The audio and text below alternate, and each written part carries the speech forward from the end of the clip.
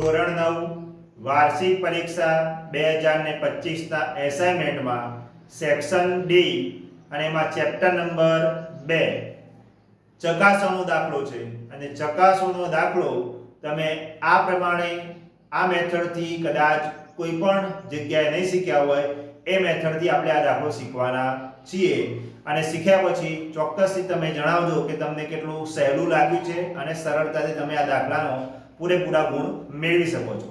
ચકાસણી દાખલાની અંદર રકમ આપી છે a ની 3 ઘાત + b ની 3 ઘાત + c ની 3 ઘાત - 3abc.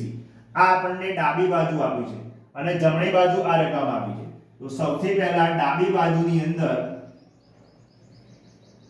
ડાબા બરાબર આપણને આપ્યા છે a ની 3 ઘાત + b ની 3 ઘાત + c ની 3 ઘાત -3abc.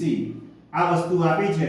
આનો નિત્યસમ આપણે ભણ્યા છીએ કે નિત્યસમ થાય છે a + b + c બીજા બ્રેકેટમાં a² + b² + c² -ab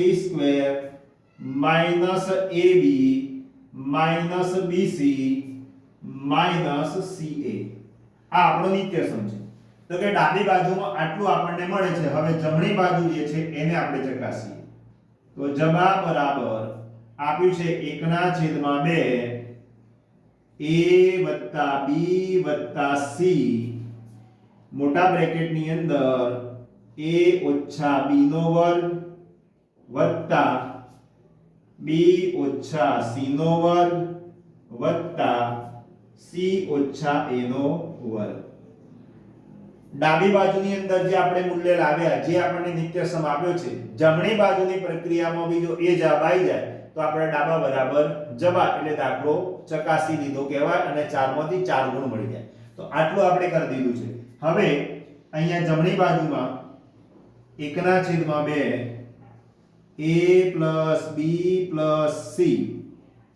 ત્યાર પછી અહીંયા આપણે વિસ્તરણનો નિયમનો ઉપયોગ થશે. નિત્યસમ આપણે આ ઉપયોગ થશે a - b નો વર્ગ બરાબર a² - 2ab + b². આ નિત્યસમથી આનું વિસ્તરણ થશે. તો આપણે વિસ્તરણ કરીએ તો કે a² - 2ab + b². આ વિસ્તરણ થઈ ગયું.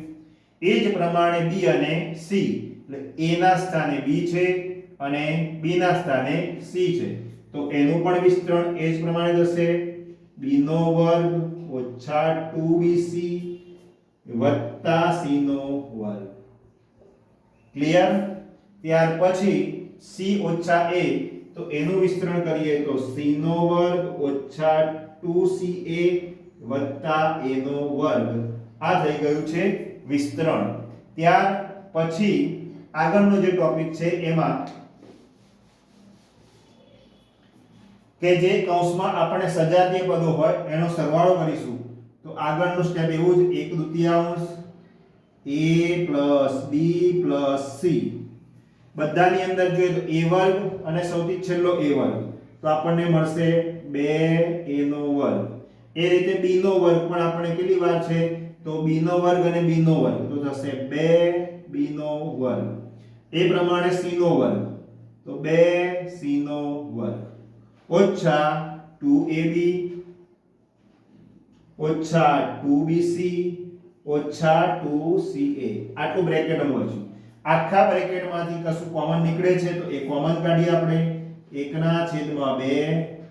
a + b + c આખા બ્રેકેટમાંથી 2 કોમન નીકળી જશે અને બચશે a² + b² + c² ઓછા ab ઓછા bc ઓછા ca. હવે બધો ગુણાકારનો સંબંધ છે તો છેદમાં રહેલા 2 અંશમાં રહેલા 2 ઉડી જશે બરાબર a + b + c બીજા બ્રેકેટની અંદર a² + b²